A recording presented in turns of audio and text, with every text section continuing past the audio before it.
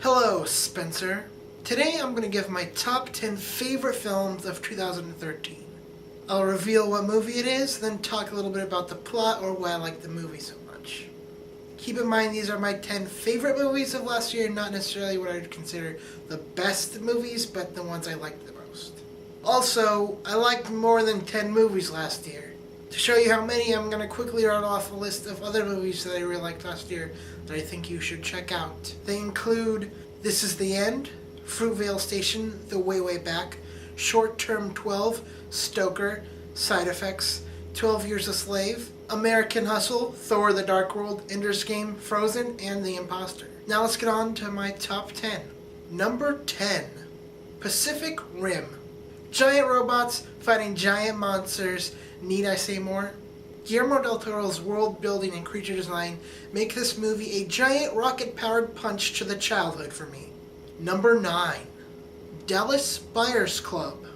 The story of a man who struggles with his prejudices against a certain group of people because of a tragedy that befalls him, and the journey he goes through to keep living.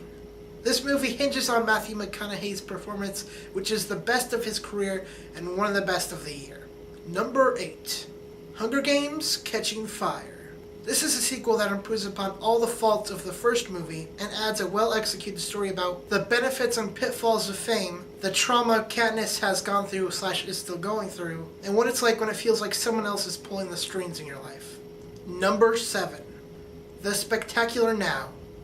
This is a love / coming-of-age story about two very different high school kids whose lives crash into each other and the way they start influencing each other in both good and bad ways. This is the second film from director James Ponsoldt, and I think he is one of the best up-and-coming directors around. You should definitely keep an eye on him. Also, this movie is supported by great performances from Shailene Woodley and Miles Teller as the two kids. Number 6, Evil Dead. This was the best remake I saw this year. It trades the cheesiness of the original film for sheer gore and gross-out horror, and adds enough alterations to the original story to keep it engaging.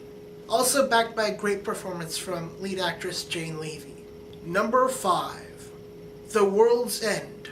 The final film in the Three Flavors Cornetto trilogy from Edgar Wright, Nick Frost, and Simon Pegg. This movie is about what happens when you try to return to the past and recapture its glory. You end up repeating its mistakes. It is also kind of a redemption story for the lead character of Gary Keane, played by Simon Pegg in one of his best performances of his career. Number 4, Upstream Color.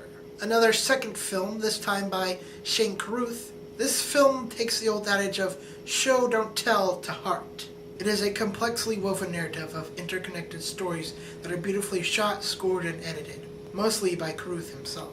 Number 3, Her. This romance sci-fi movie set in the not-too-distant future is about a man who falls in love with an AI. What's great about this movie is that it's unlike most sci-fi, which is about space or aliens or something. This is a simple romance story. But it also says a lot about current society, how we interact with and treat technology, and our relationship with others. Number 2, Gravity. What if an astronaut was stranded, all alone in space? This simple story is supported by fantastic visuals and great camera work to make an amazing movie. It will completely pull you in and leave you breathless. When I saw this movie in IMAX 3D, it was the most exhilarating experience I had at the movies all year.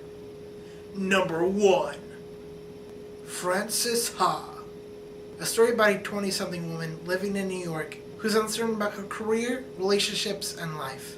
It is supported by amazing cinematography reminiscent of the French New Wave, a fantastic performance by star Greta Gerwig, and directing by Noah Baumbach.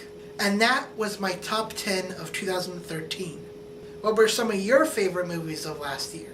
Leave your answers in the talk box below. Spencer, I'll see you tomorrow.